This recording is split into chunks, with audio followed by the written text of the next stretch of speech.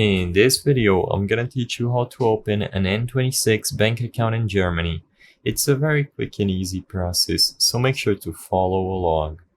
The best way to open up your new account in N26 Bank is to go to their website at www.n26.com.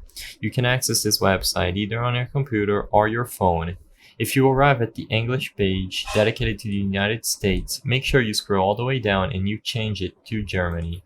After making the necessary changes, over here at the top, hover over accounts. You can choose between personal or business accounts, or you can select just view plans to see all the available plans. I recommend you take your own time and you read through all of these to see what is better for you.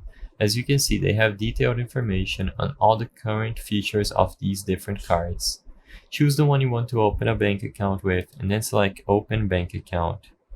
When you select Open Bank Account, you will be redirected once again to this page where you will have to confirm your email address, download the app, verify your identity, and get your debit card.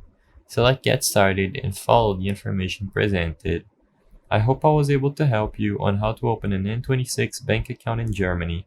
If this video helped you, please be sure to leave a like and subscribe for more quick and easy tips. Thank you for watching.